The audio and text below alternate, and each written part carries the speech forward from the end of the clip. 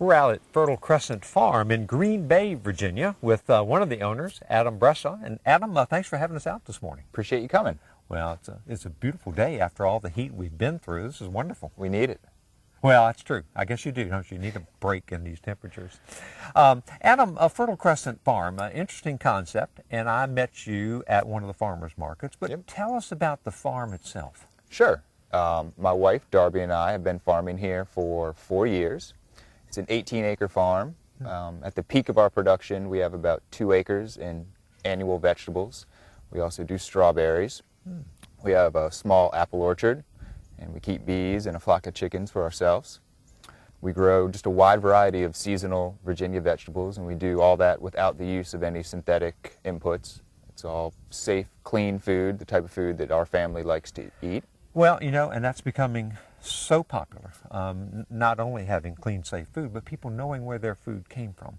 This is true, yeah. We're really getting a lot of that at our farmers markets and through our CSA, people wanting to have more access to organically grown food. Well, then speaking of organic, I noticed right here at your hoop house where you're growing tomatoes, you're using the landscape fabric for weed control. Talk a little bit about that. Sure. Weeds are one of our biggest issues out here, and since we don't spray anything for them, we look to use a lot of different types of mulches. One of them is this landscape fabric, which keeps the sun from going through and the weeds growing, but it lets the water penetrate. Okay. We use that, and then around the tomatoes we also put just old feed sacks to keep the weeds from coming up. And it seems to work really well. Well, it does. You know, around the edges where you don't have it, you can certainly see where weeds have an opportunity to grow. Yep. But the plants are clean. That's great. It's a great way to do that. Now, you also use some black plastic in some of your places. We do, yes. We've started using black plastic on a lot of the field crops, especially the longer season crops like tomatoes, peppers, eggplant. It helps warm the soil for our early plantings. And then mainly, just like the landscape fabric, keeps the weed pressure down. It's just me full-time and Darby almost full-time, and we have some seasonal help to come help pick and work a couple days doing chores. But it's a very small operation, so anything we can do to keep some of the big tasks down helps a lot. Oh, absolutely. Well, I know one of the things you and I were talking about earlier is that as an organic farm, you make your own organic fertilizer. We do, and I'd love to show you how we do it. Fantastic. Hi, Richard. Well, this is our compost tea brewer where we make most of our liquid fertilizer. We use a vermicompost, alfalfa meal, kelp meal, and some rock phosphate.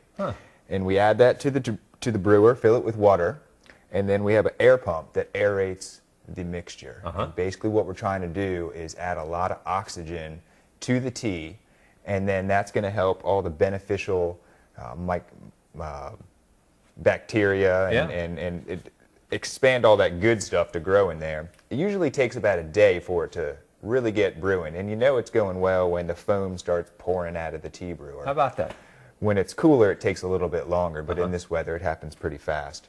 So once it finishes brewing, it's ready to go onto the plants. It's ready to be used, yeah, and we apply it in a number of different ways. One way is we'll put it in the backpack sprayer and we'll foliar feed the plants. Another way is we have a fertilizer injector, and we'll pour it in into 5-gallon buckets, and the injector will inject it into the drip system. Really? And then we'll take all our transplants and dip them into the tea before we plant them out into the field. We would coat all the leaves and coat the roots with the tea. Interesting. So that way your fertilizer is totally organic, and you're not using any chemical fertilizers at all. Exactly, yeah. Everything that we're putting into it is certified organic. Okay. Fascinating. Now, I know that you're also using floating row covers as a way of organic pest management. Can we go out and look at how you're doing that? Yeah, I'd love to show them to you. Okay. Great.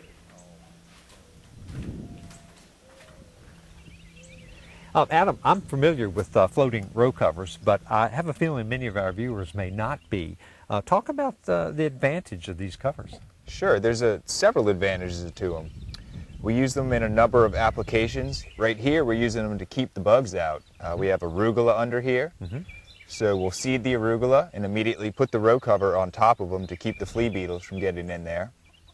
We also use them on crops like cucurbits, Uh-huh. where we want to keep the squash bugs and cucumber beetles out. And in the spring and in the fall, we'll also use them to keep the plants from getting any frost damage. Oh, okay. So they actually will repel some frost. They will, yeah. There's different weights of them, and we have different thicknesses depending on what we're trying to do. But water can get through. Water can get through, and depending on which row cover you're using, a different amount of light is allowed through it. Oh, okay. And it's obvious today with this wind why they're called floating. Yeah, they float, and they often float up into the trees. Oh, do they? Okay. Yeah. I know you've got them pinned down in various places with Yes. some sacks with rocks in them. Yep. But that floating ability does keep it from doing any damage to the plants that are growing under there. Exactly. It's amazing. The plants will just lift the fabric right off the ground. Now, you mentioned things like squash and cucumbers. When you're doing them, at what point do you have to remove the covers for pollination to take Sure. place? As soon as we start seeing flowers on them, we'll take the covers off and put them in the barn. And reuse them. And we reuse them year from year. They as long as you take care of them, they last a pretty good while. How about that? It's a great idea, and backyard gardeners that don't want to use insecticides. Super. Yeah. And I guess I noticed one other thing while I'm here, and you do have some sprinkler heads, and you're irrigating here. But did you tell me that you can use your fertilizer through that as well? We sure can, yeah. All the fine seeded crops, carrots, salad mixes, we use these little tiny sprinklers, and we can feed the compost tea right through the drip system or through the sprinklers. How about that? Adam, it's a great operation that you and Darby have here. And you're surely doing everything I can see that you can do to keep it organic. People should know where their food's coming from, and it looks like a good place to me. Thanks. I appreciate you coming out.